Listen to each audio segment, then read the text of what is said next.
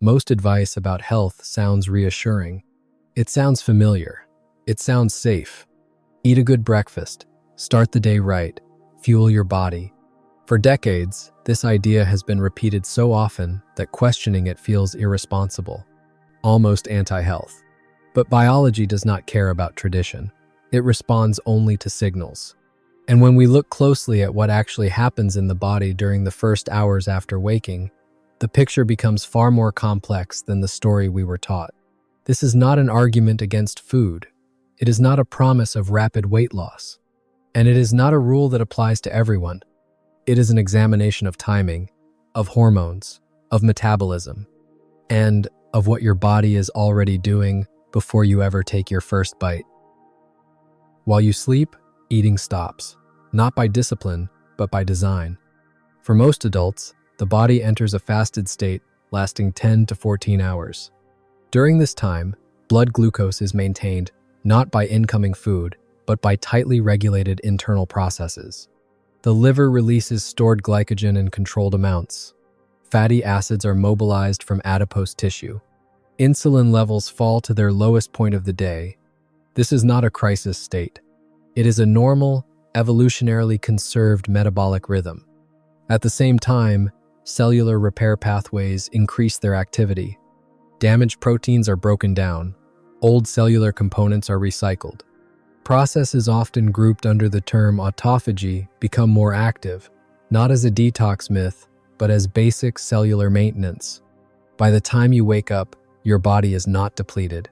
It is stabilized, calm, efficient, and critically, it is operating under low insulin conditions. Insulin is often misunderstood as a blood sugar hormone. In reality, it is a master storage signal. When insulin is low, fat oxidation increases. When insulin rises, fat storage becomes prioritized. In the early morning, insulin is typically at its lowest point across the entire 24-hour cycle. This is when the body is most capable of using stored fat as a fuel source. Eating any mixed meal changes this state. Not just carbohydrates, but protein as well stimulate insulin release. This does not make food harmful, but it does change the metabolic direction of the day. Once insulin rises, fat oxidation is reduced. Hepatic glucose output is suppressed. The body shifts from internal energy use to external energy processing. The question is not whether this is bad. The question is whether it is necessary at that moment. Much of modern breakfast advice focuses on food quality: eggs instead of cereal, smoothies instead of pastries, fruit instead of refined sugar. These substitutions matter, but they do not eliminate the hormonal effect of eating early. Even relatively low carbohydrate breakfasts create an insulin response. Protein alone raises insulin to facilitate amino acid uptake. When protein and carbohydrates are combined, the insulin response is amplified.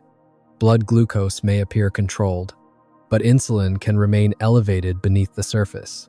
This distinction is rarely discussed, yet it shapes appetite, energy stability, and fat metabolism for the rest of the day.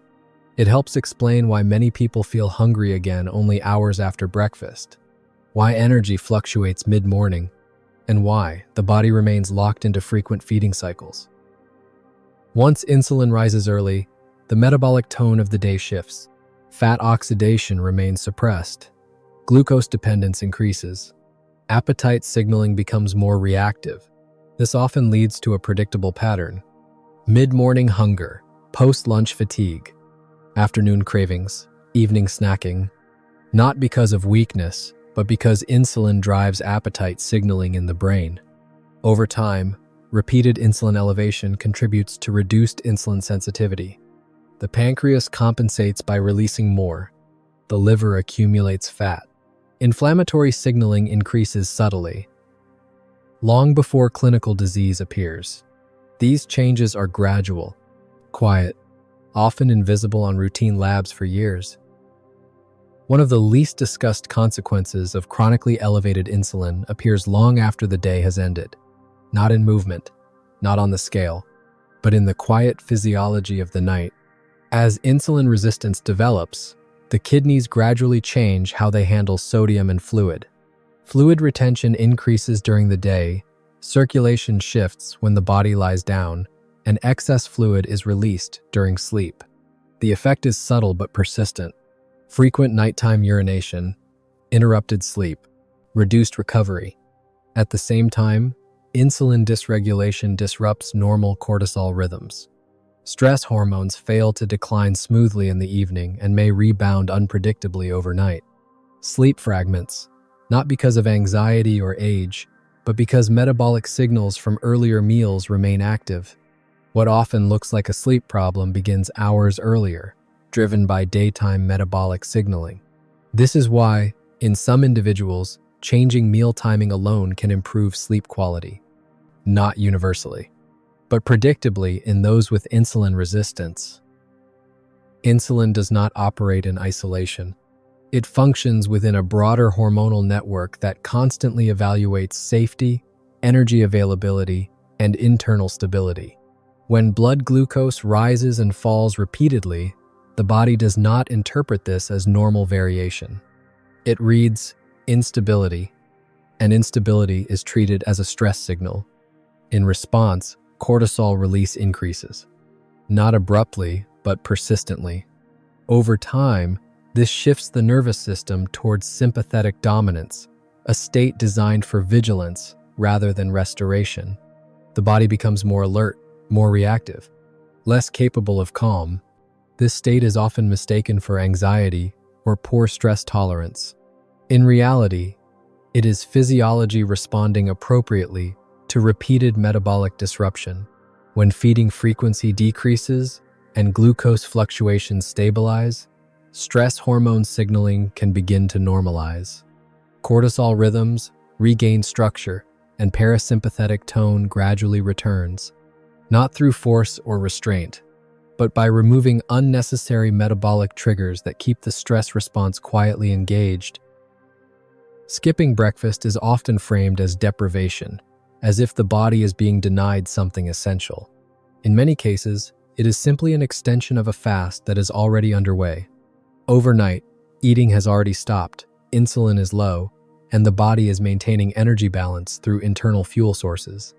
If hunger is absent in the morning, eating is not required to preserve metabolic stability. The system is not under threat. It is functioning as designed. This does not apply to children. It does not apply during pregnancy, and it does not apply universally. But for metabolically stable adults, delaying the first meal often preserves fat oxidation, stabilizes appetite signaling, and simplifies energy regulation across the day. The transition from overnight fasting to midday feeding occurs smoothly, without stress or compensatory hunger. Not because of discipline, not because of restraint, but because the hormonal environment already supports that transition. Skipping breakfast is often framed as deprivation, as if the body is being denied something essential. In many cases, it is simply an extension of a fast that is already underway. Overnight, eating has already stopped, insulin is low, and the body is maintaining energy balance through internal fuel sources.